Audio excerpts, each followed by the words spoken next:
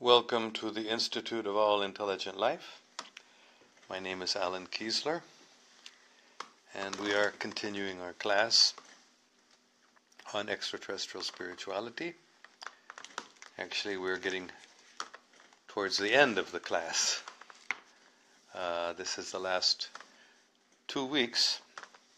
This week and next week are the last 2 weeks of the scheduled class. So I'm going to try to start wrapping things up. There are two very, very important ideas, probably the most important or critical or fundamental or difficult ideas of this whole course. And that is talking about the aspects or the expansions of Allah. That is, how does Allah, the original source of everything, the intelligent infinity, as the Law of One books name that original source of everything, how does that original reality, one, become many? So this is a great mystery. We have discussed two other very important things that are very closely related to what we are going to be talking about today and in the next class. We have discussed the thought adjusters, that is, how Allah, how the original source of everything, is present within our hearts. And as the Urantia book describes it, that is the mystery of mysteries. It is a very difficult idea to understand, or maybe it's not quite possible for us to understand it with our own intelligence or our own minds, but nevertheless it explains that it is a fact, and we have to try to accept it, even though it may seem to be beyond our understanding. So similarly, the other idea that we were discussing earlier in this course was the idea of the creators, the co-creators, that is, the creators of the material universes, or the material creations, in which each universe, or each creation, is not directly created by Allah, but is created by a subordinate creator or a co-creator, who is not Allah, but who is practically, for all practical purposes, for the creatures within that creation, their creator, and therefore their immediate, we might say, their immediate experience of Allah. So that also is very, very difficult to understand. But nevertheless, this is the information that we've gotten from these extraterrestrial sources. So I am presenting those things as I have received them. And today we're going to begin another topic, which is in some ways maybe even more difficult to understand than those two. And that is this process of Allah's expansion, or presentation of different aspects. We don't really have the right words, I think. We don't really have the concepts. We don't really have perhaps the consciousness, or we don't have the ability to really understand this. It will always seem to be a contradiction, or it will seem to be a mystery to us. Nevertheless, we have to do our best to try to appreciate these things. So, the first thing I want to restate, as I've stated many times already, that God is one. Allah is one. The one source of everything cannot be more than one. So ultimately, there is only one source, one object, one ultimate goal, both the original source and original goal, the beginning of all and the end of all. That is one and can only be one. So we first have to understand that point. And then we can begin this very mysterious exercise, we might even call it, of understanding, this attempt to understand something about how Allah expands. I don't use the word creates, mainly because creation implies something in time, that there was something created which did not exist before. So within material time, everything is created. Everything did not exist before, and it is brought into being, therefore it is created. But what we're talking about today, the aspects or the expansions of Allah, this all happens outside of time, or we might even say before time. All right, that's clear now. Okay, so how do we understand this? The first point is that when Allah creates the first reality other than Allah Himself, that reality must be something quite appropriate, we might say. Of course, as I just explained, we should not really use the word creation. We should not talk about it as a creation, because it exists eternally. Nevertheless, it is an expansion or an aspect of Allah that is in some way different from Allah. Now, I'm just going to say a few things about the nature of that first reality, other than Allah. The Law of One books have described that Allah first exists in and of Himself, without any concept or any awareness even of otherness or manyness or anything else other than Himself. Of course, that is just a way of speaking. But then there exists free will. Free will means that Allah, the original source of everything, chooses to become aware of His own freedom to do something, His own freedom to create something, His own freedom to become aware of something other than Himself. So that results in what is described as love. That is the word. Of course, it means love with a capital L, just like we use the word Lord with a capital L to refer to Allah, and the word Lord with a small l can refer to many beings who are in a superior position.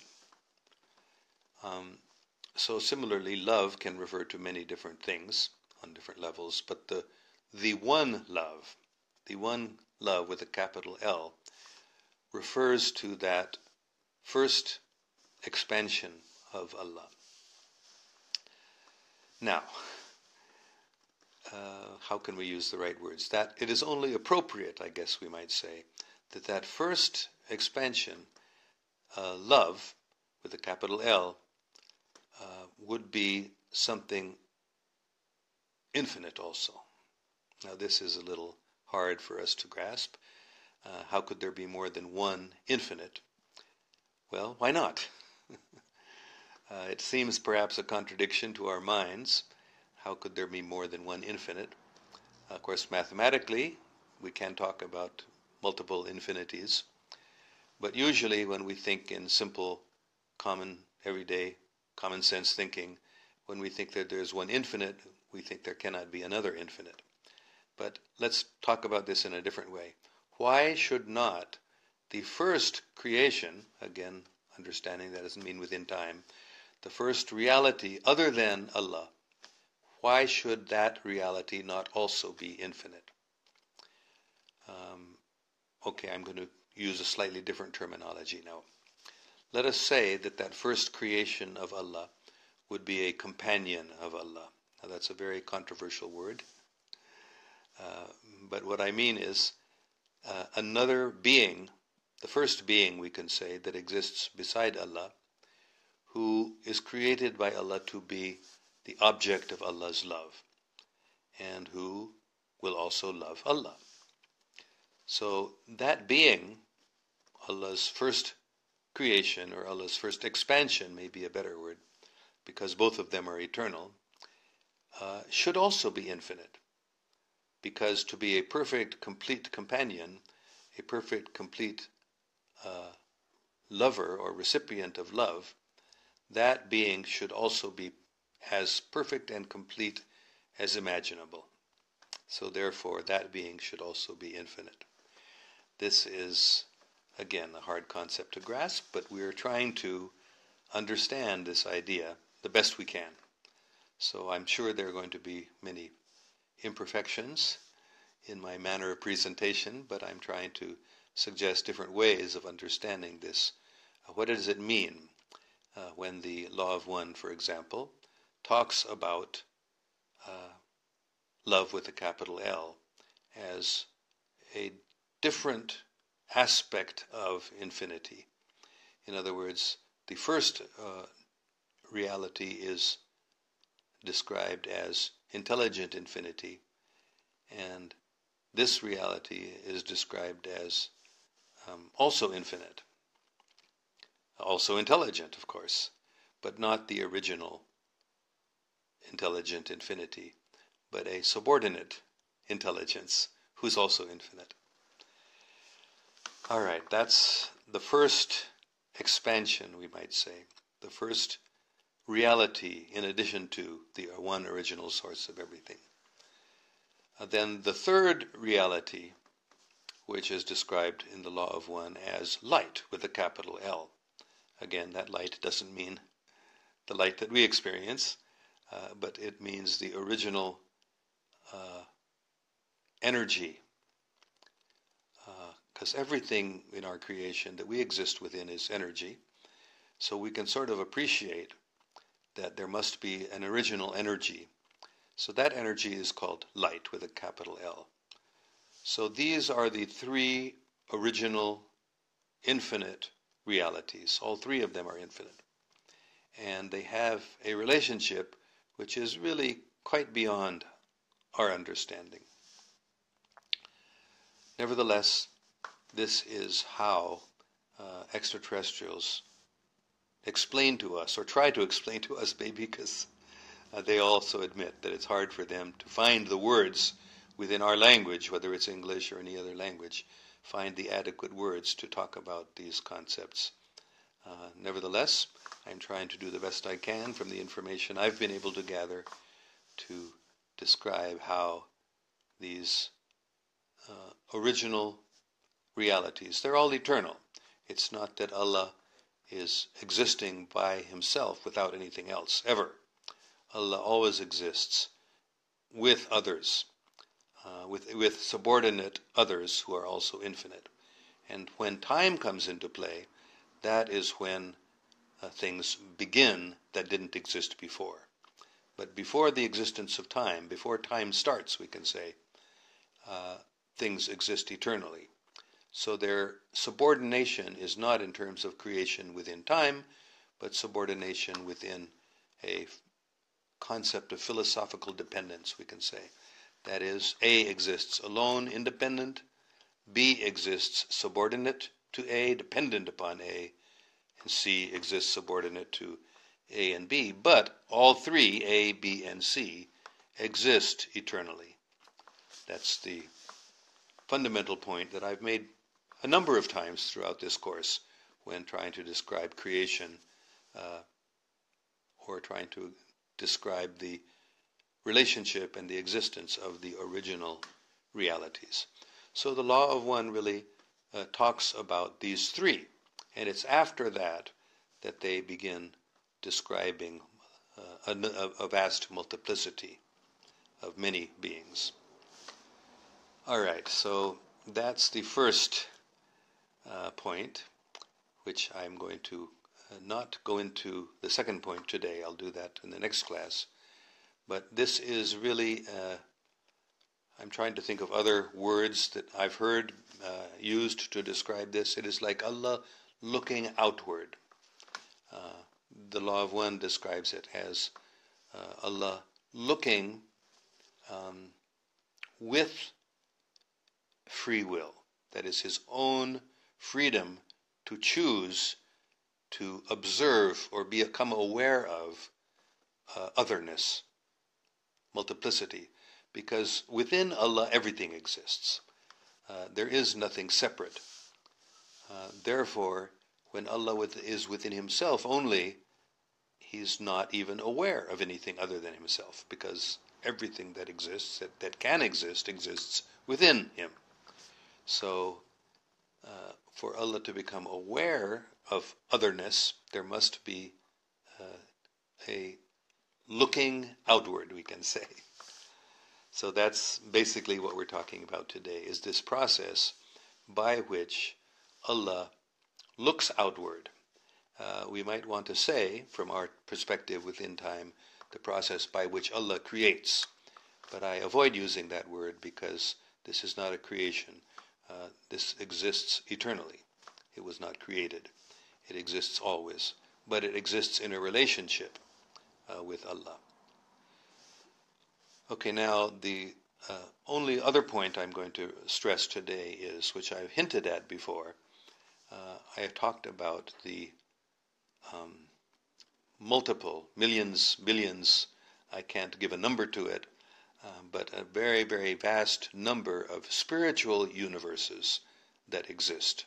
All of them are eternal. All of them are full of light. All of them are full of love.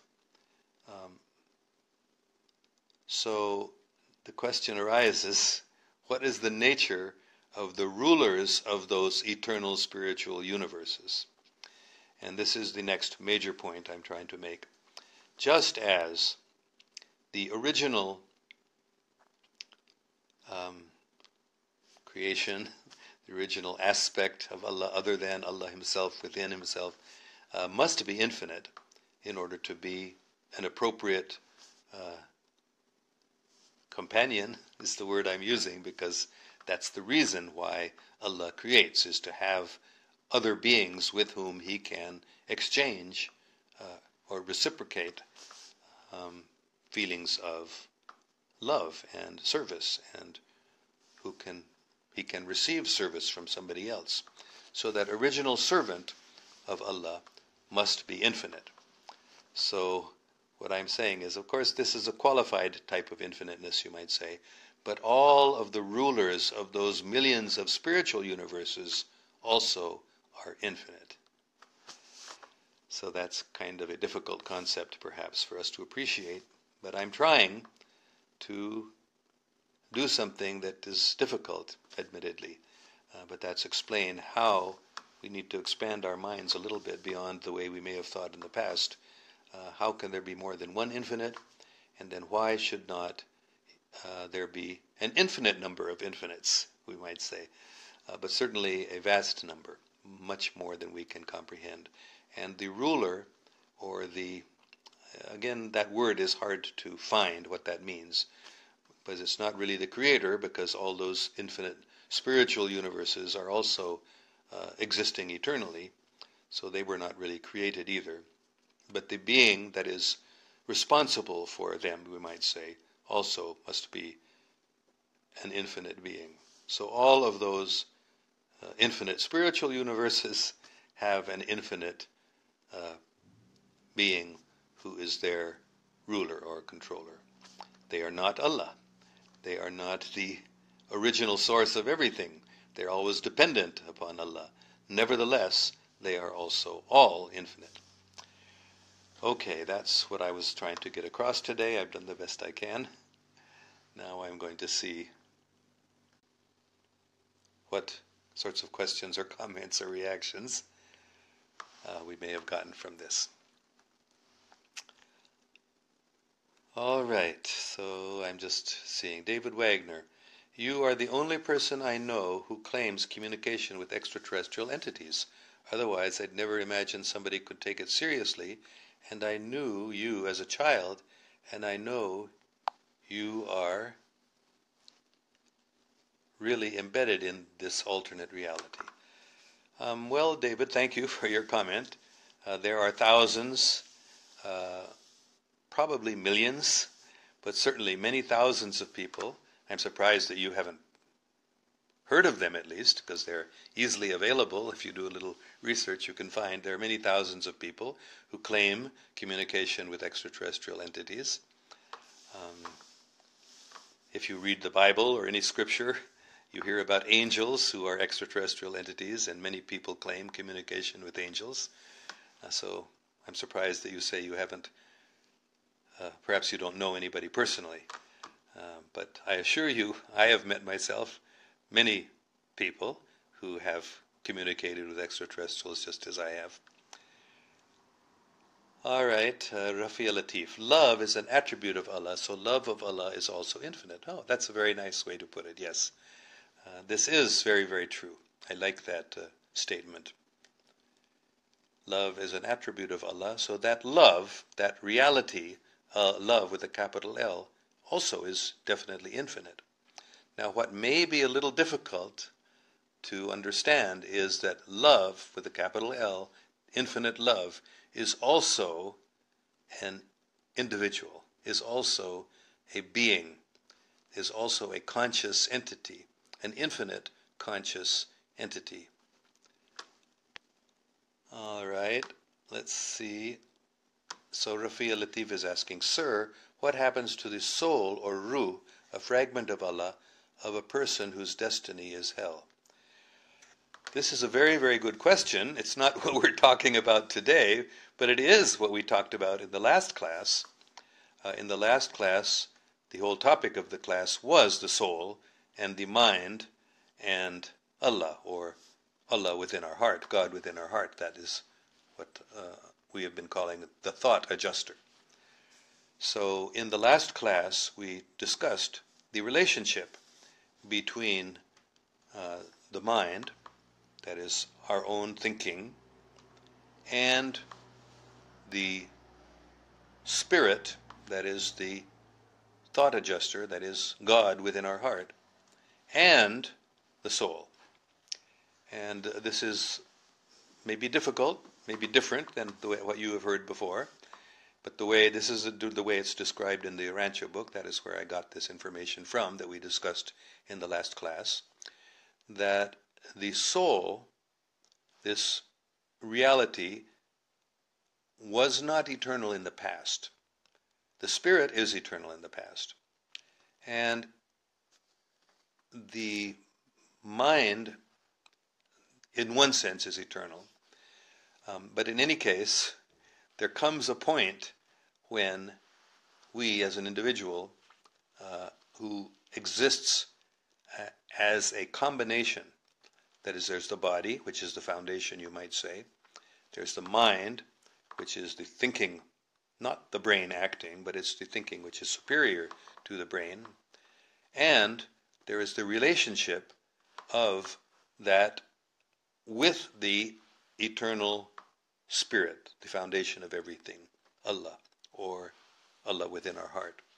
So as a result of this interaction between the spirit, the eternal spirit, and the individual, when the individual makes the choice to listen to or to follow the guidance of the thought adjuster, God within the heart, then the soul comes into being. So this may be a different concept of soul, but it's the result of the moral choice of the material being. And that soul then develops.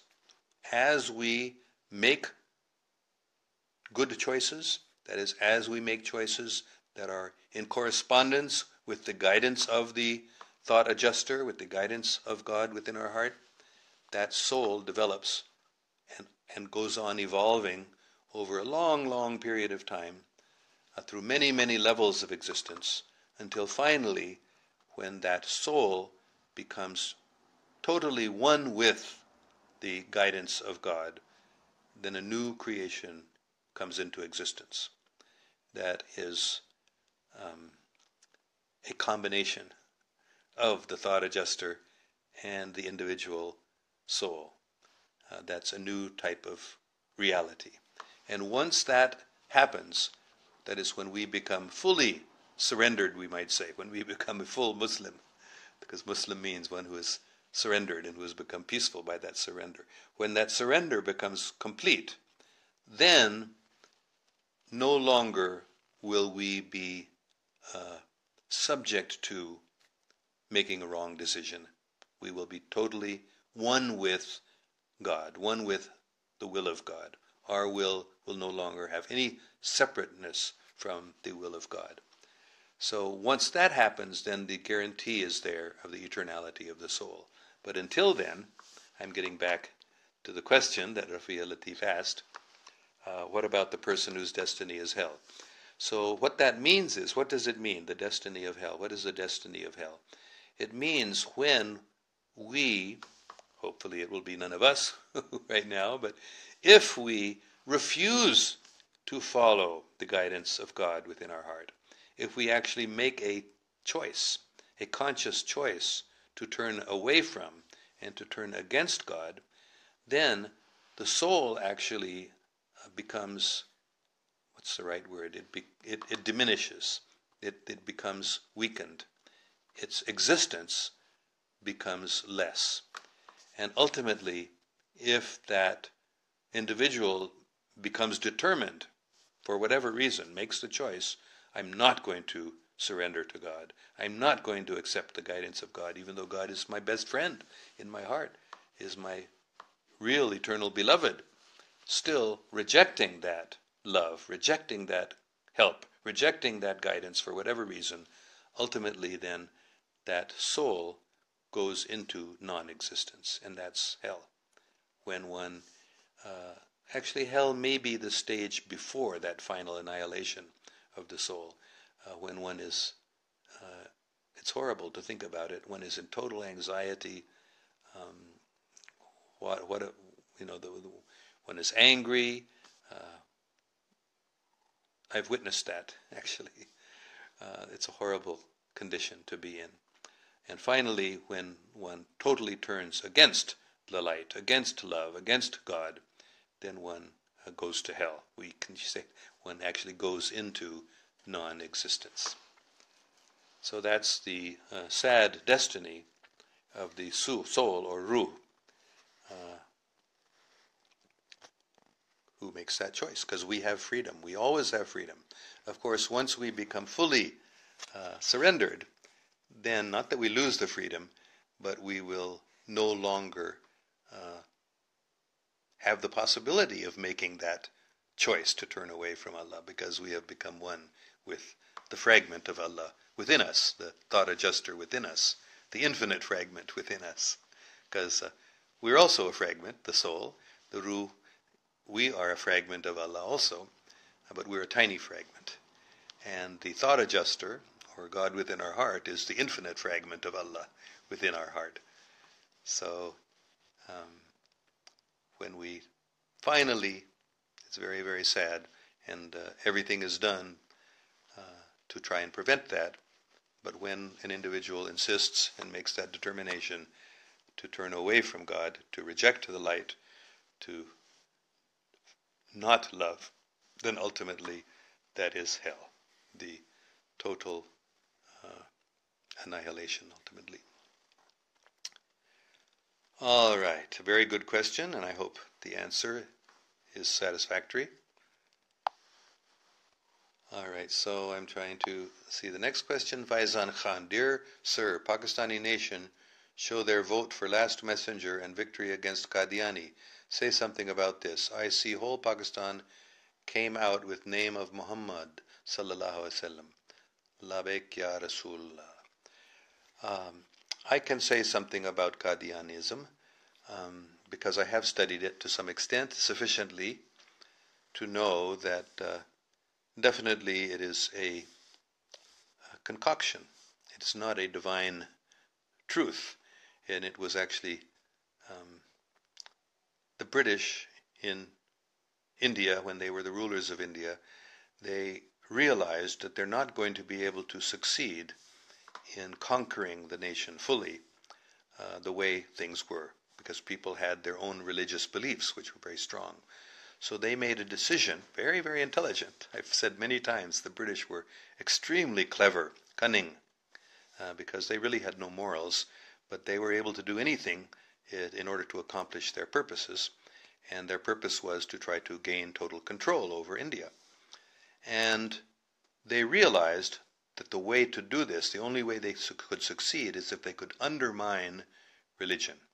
So not only Islam, but Hinduism, Jainism, Buddhism, any religion that they wanted to undermine, they found that the best way to do it is to create a false teacher, create a false religion, which would pose as that religion. So the British actually promoted, and you can even say created, Mirza Ghulam Ahmad, the founder of Qadiani.